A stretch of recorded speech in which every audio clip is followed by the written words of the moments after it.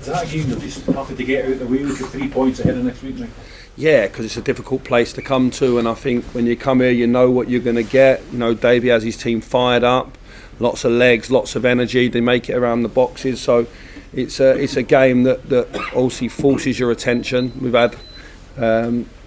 We came here with a bit of a patched up team in some ways, although the starting 11 was very good. You can see that we got a number of players missing. So I'm delighted to get out of here with the result, and obviously 3-0 was quite emphatic in the end, which I've been here a lot, and there's not too many days I've come away so happy as I am today. What can you tell us about Tillman and Lundstrom and Jack and the guys who missed out? Well, they're big doubts because they're not available today. Malik's got a problem with his hamstring, Jacko with his calf, and obviously John with his ankle. I'm optimistic to think those, plus maybe Scott Arfield, will return to training at the back end of the week, but it'll be touch and go. So what you saw today might be what we have, and I was delighted with what I got today. It was very early in the Rangers' careers for Raskin and Cantwell to start a cup final against Celtic at Hampden. No qualms about throwing them in? No.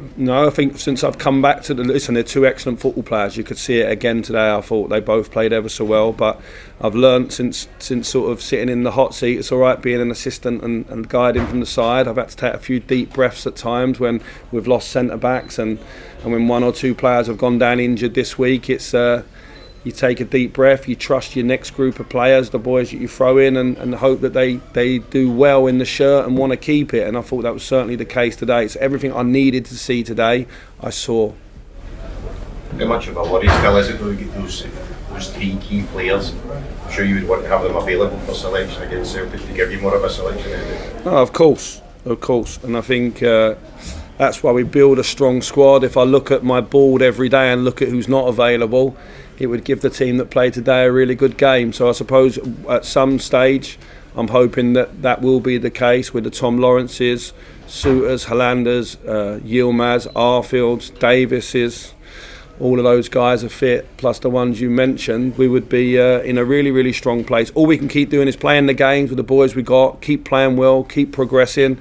I don't know how many away games on the bounce that's now that we've won. That shows a lot of character and mentality to go to the different grounds, the different stadiums, and keep getting the results every week. I think when people look at us coming here today, it's maybe one where they think that run might end, and we've won 3-0. So I'm delighted this evening. We'll wrap the boys up. We're fortunate that today's Saturday, and it's a good full week to the next game. Cup finals do strange things as well. People find it within their body, I think, in a game like that. Michael Riff came on today, looked really sharp, really hungry. Is it safe to say there's a real battle on for that number 9 shirt come the cup final? Yeah, I thought the front three that started did what I wanted them to do, played a little bit wider, Fashion and Ryan today, tried to run behind a little bit more. We tried to play a little bit more direct sometimes in our passing, and then obviously Tony's looked really sharp every day in training that he's been able to train regular. In my first probably 2 months here, he was training a day or 2 days before training. He started to look really sharp. I thought he'd come on today and did well. Obviously Kamar coming on and scoring. It was touch and go whether I started Kamar today. And I just decided with this surface and his injury record not to, bearing in mind the other injuries that we picked up this week, that it was probably best to keep him for half hour. James Tavernier leading by example today as well. You must be delighted with him.